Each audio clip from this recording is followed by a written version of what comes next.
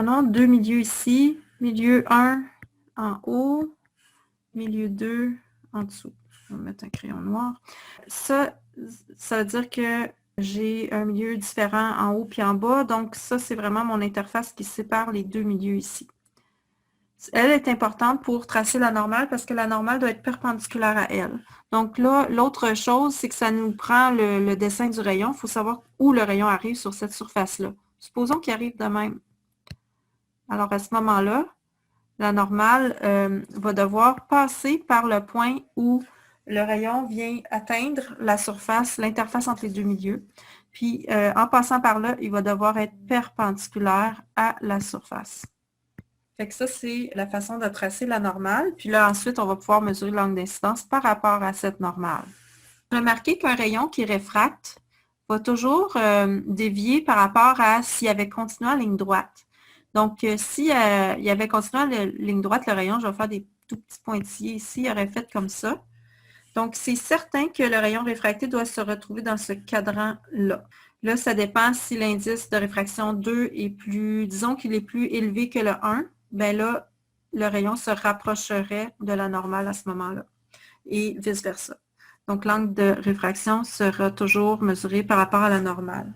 Ça fait un peu le tour de ça. Puis, je vais maintenant aller regarder avec vous la question numéro 8 à la page 82 qui était à faire dans les exercices. Elle embête souvent beaucoup de monde, celle-là. OK. Donc, ici, on nous montre un prisme qui est en verre crown. Donc, on peut aller voir dans le tableau, là, c'est quoi l'indice de réfraction du verre crown. Mais même sans aller voir, là, la vitre, c'est toujours autour de à peu près 1,5. Puis là, on nous demande toutes sortes de questions, mais je vais commencer en fait par la question D. OK? On demande pourquoi le rayon n'est pas dévié lorsqu'il pénètre dans le prisme en verre. Quand il pénètre dans le prisme, il arrive par ici, OK, comme ça. Alors, il arrive, il va percuter la surface verticale du prisme. Ça, c'est l'interface entre l'air, bien, on suppose que c'est de l'air, disons, puis le verre. Alors, si on trace la normale, bien, il faut qu'elle passe par le point ici où le rayon est allé frapper la surface. Puis, elle doit être perpendiculaire à la surface. Je trace la normale parce que ça va aider à répondre à la question. OK? Donc, on peut voir dans le fond que la normale, elle est directement dans la même direction que le rayon. Elle est par-dessus ou en dessous du rayon. Fait que l'angle d'incidence ici, c'est 0 degré. Si je prends n'importe quelle situation avec des indices 1 et 2, si le signe de l'angle 1, c'est 0, pour n'importe quels indices 1 et 2, vous allez calculer l'angle 2, ça va vous donner 0 sur la calculatrice. Donc, ça veut dire à ce moment-là que, là, je réfère à la loi de la réfraction. OK? Fait que ça veut dire que si l'angle reste le même, bien, il reste sur la normale, puis il n'est pas dévié. Donc, ça, c'est une situation particulière, c'est que dès qu'un rayon arrive perpendiculairement à une surface qui sépare deux milieux, ou autrement dit sur la normale, bien, il n'est pas dévié, même s'il y a un changement d'indice de réfraction. Donc, c'est une situation particulière. Ça se produira seulement lorsqu'il arrive perpendiculairement parfaitement. Maintenant, le rayon, il rentre dans le prisme, puis après ça, il arrive à l'autre surface ici, mais là, il n'est plus perpendiculaire à la deuxième surface. OK? Notre deuxième surface est comme ça ici. Donc, notre rayon n'est plus perpendiculaire à la surface. Donc, la question A, là, c'était sur le schéma tracer en pointillé la normale qui passe par le point où le rayon est réfracté. Ça, c'est la normale que vous voyez en rose. Donc, il a fallu, pour tracer cette normale-là, qu'on identifie ici qu'elle doit passer par le point où le rayon arrive sur la surface. Puis ensuite, on prend, je ne sais pas, notre rapporteur d'angle, puis on s'enligne à 90 degrés de notre surface. OK? Fait que ça permet de tracer la normale. Donc, on a un angle d'incidence ici, pour la sortie du rayon. Lorsque on a un rayon qui réfracte, là, on demande en B, parmi les rayons A, B, C, D, E, lequel représente correctement le rayon réfracté si le prisme se trouve dans l'air. Que le prisme se retrouve dans l'air ou pas, on va identifier ici, en fait, je vais mettre en rouge, là, comme, on sépare en 4 notre endroit où il y a la réfraction, comme ça. Puis, je veux juste vous faire réaliser, comme j'ai dit tantôt, c'est comme si le rayon il essaie de continuer tout droit. Mais là, ça ne se produira pas parce qu'il n'est pas perpendiculaire. Donc, D, on peut l'exclure. Il ne peut pas continuer tout droit sans dévier parce qu'il n'est pas perpendiculaire, puis un changement d'indice de réfraction.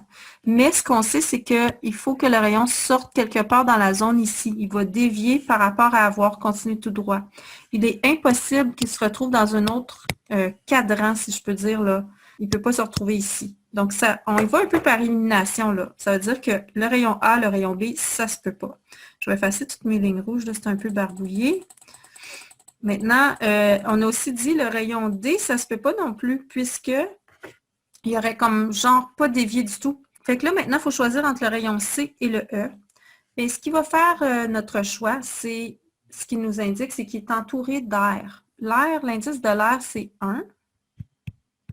Bien, l'indice de vers de Crown, je pense que c'est 1,52. En tout cas, c'est plus que 1. L'air ou le vide, c'est l'indice le plus faible qui existe. Donc, ce qui est important ici, c'est que, OK, ça veut dire que l'indice de réfraction diminue.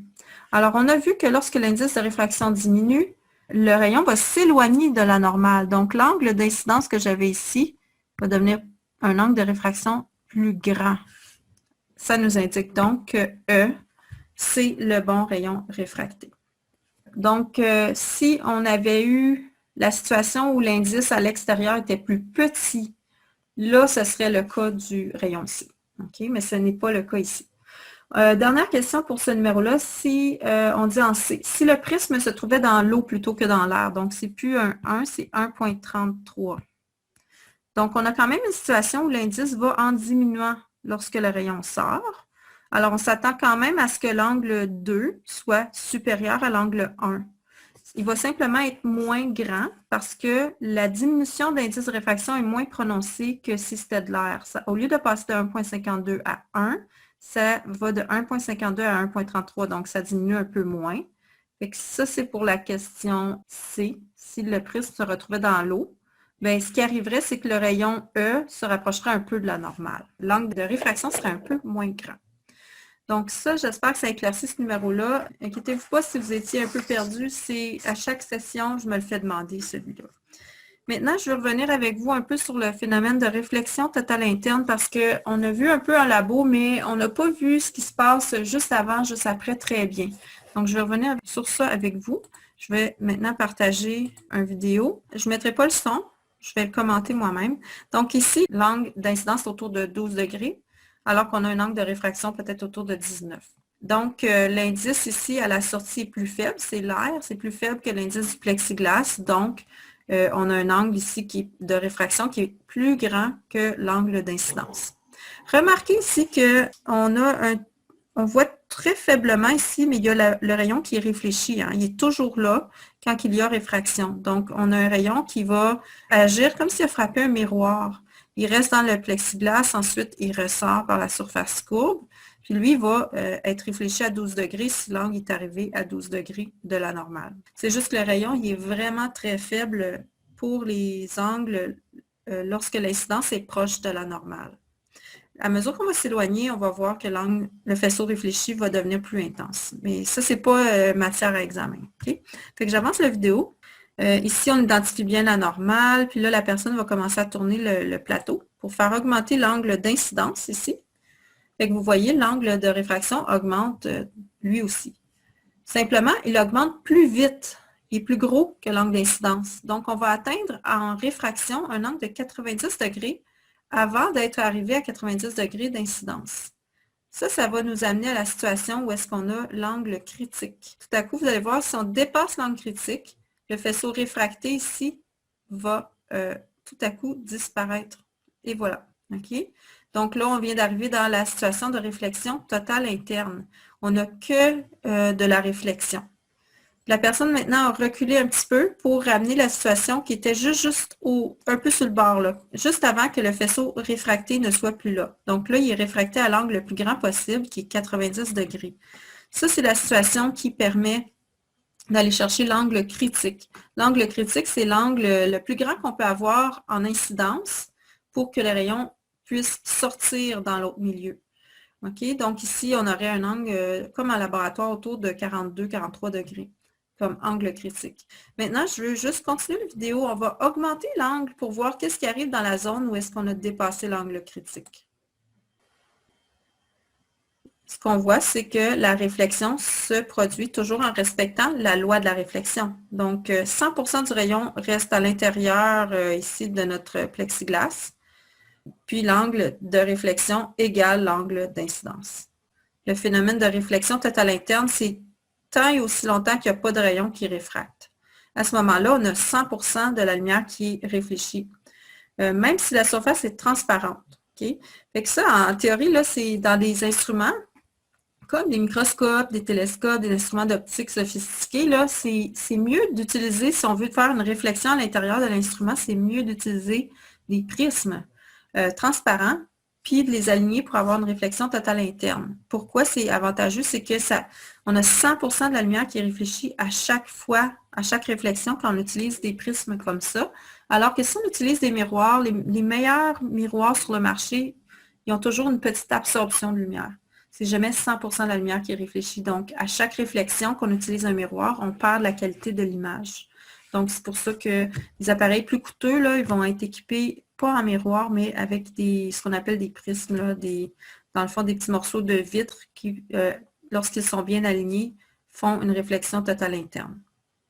Donc, j'espère que ça vous aide à comprendre un peu là, les différents aspects de ce qu'on a vu. Je sais que c'est une matière un petit peu plus compliquée. Si vous avez d'autres questions, n'hésitez pas. Fait que c'est tout. Je vous souhaite une bonne fin de semaine.